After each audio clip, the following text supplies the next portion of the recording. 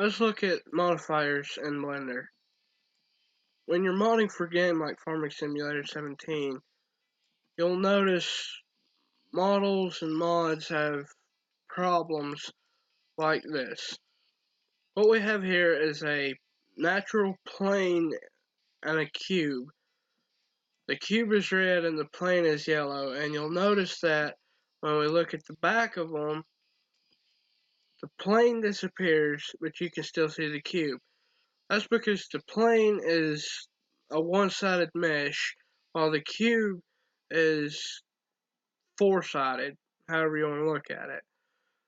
Well, there's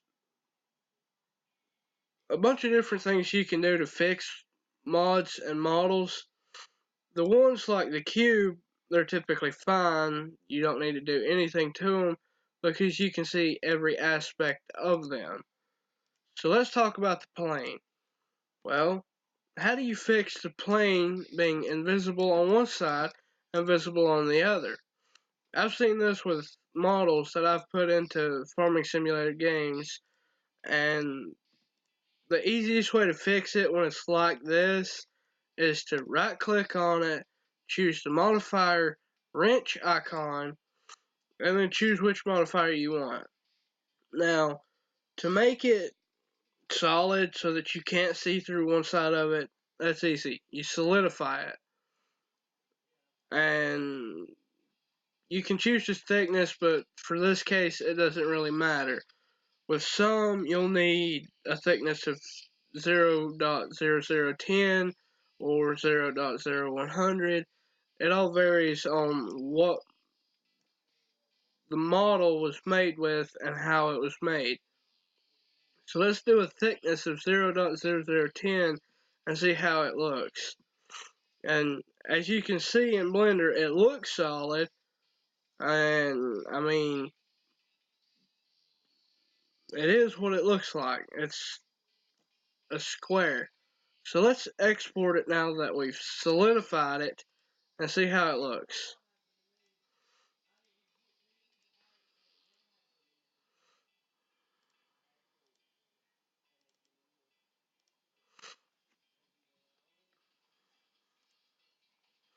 Okay, you can see this side of it. That's the side we saw before with the other one. But now it's solid. And some modders say you use solidify when you bake a texture, so on and so forth. Sometimes you don't need to do that. More times than not, that's just screwing the model up even more so that it's more of a mess. With something simple like this, yeah, solidify it, but with the cube, you don't have to. You can just texture it.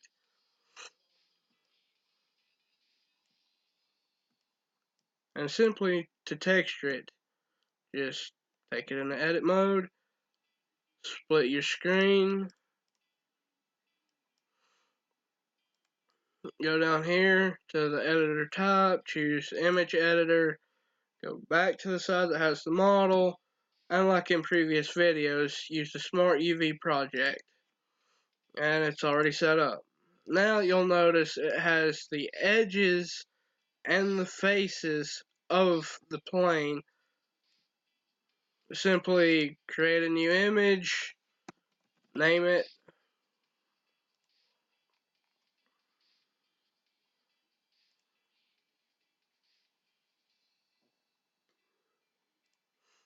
set up your world, set up your render camera and your baking and all that. It's all set up. Now there's three big ways you can texture. You can do straight texture, and you see in texture view the texture on the plane matches your image editor. Now to bake by texture for solid colors, it's quick, it's clean, but it's sloppy. I mean, that's what you got. It looks like the material. Then you can do ambient occlusion, and that'll give it more of a rough look that like car bodies have and things like that. Add a lamp.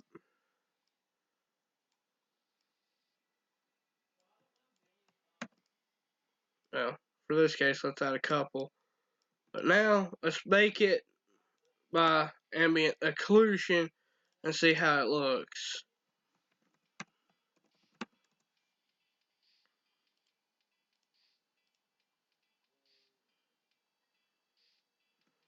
You'll notice it's similar, but it's darker at the same time.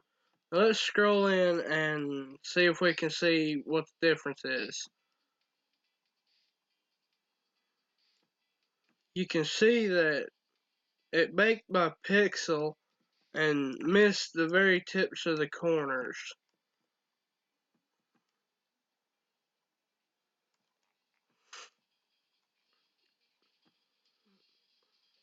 Now let's try the last option and full render bake an image.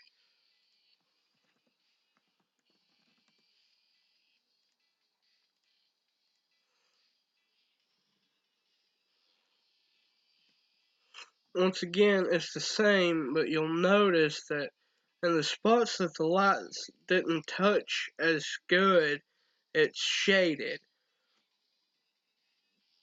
You typically use that if you're making an animation in Blender, but it can work with modding for video games to get those shade spots. Now, usually what I do is I'll bake by ambient occlusion or textures, and I don't usually mess with full render. And you can save the image, and you'll notice that in Giant Editor it'll look a little bit different.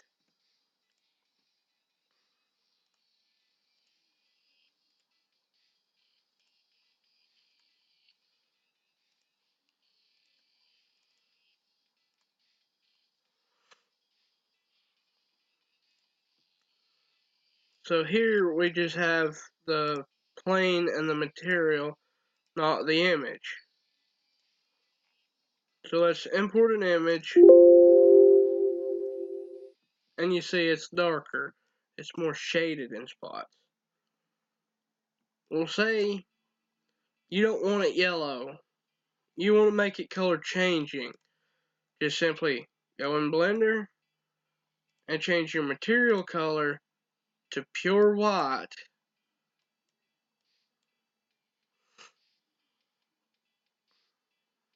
And then rebake the texture.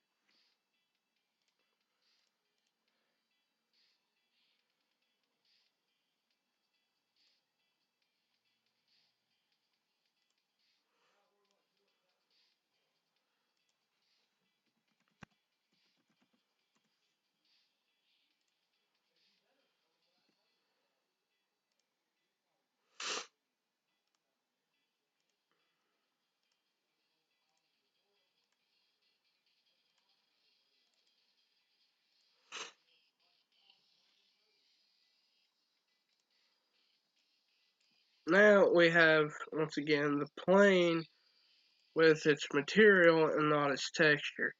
So let's find the texture, apply it, and now you don't typically need the texture, but if you're going to go ahead and texture whatever your mod is so that it's easier for the game to run, you set it up like this. You go to specular,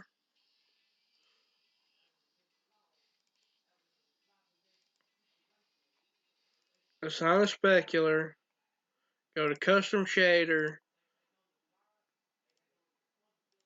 assign your shader, and you'll notice that now it looks like it has mud splotched all over it.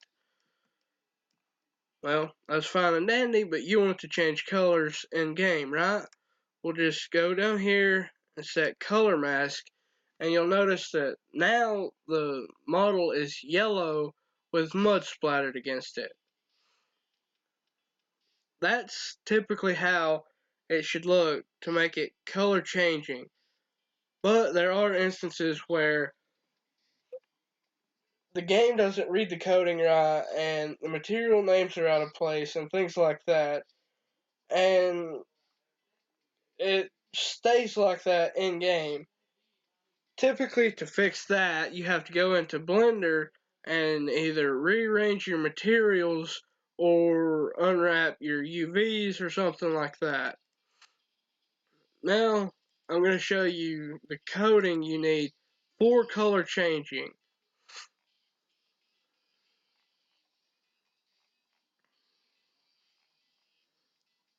Typically, this right here is used for colors, and you don't have to have the base color configuration with the color nodes. You can set